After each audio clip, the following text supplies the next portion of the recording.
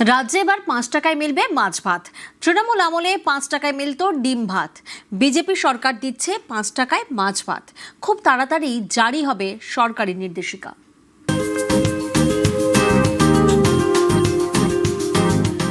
বাংলায় এবার 5 টাকায় মিলবে মাছ ভাত। খুব তাড়াতাড়ি চালু হচ্ছে ক্যান্টিন। গরিবদের জন্য রাস্তার পাশে স্টল বসবে, সেখানে 5 টাকা দিয়ে মিলবে মাছ ভাত।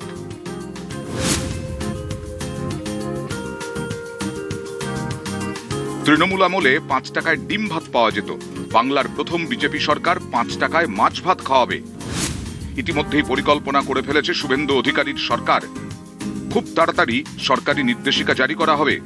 এই প্রকল্পে উপকৃত হবেন লক্ষ লক্ষ দিন আনা দিন খাওয়া মানুষ। বাঙালি মানেই মাছ ভাত।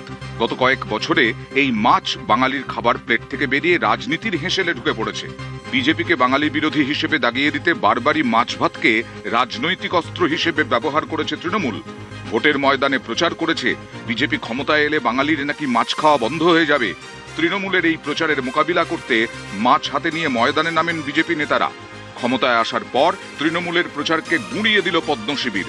মাছ উৎসব করেছেন বিজেপি বিধায়ক তাপস রায়, সেখানে যান দিলীপ ঘোষ। বুধবার বিধায়কদের শপথের দিনে বিধানসভায় পাত পেড়ে মাছ ভাত খেতে দেখা গেছে বিজেপি বিধায়কদের। তৃণমূলের মাছ আক্রমণের জবাবে এবার মাস্টার স্ট্রোক বিজেপি সরকারের।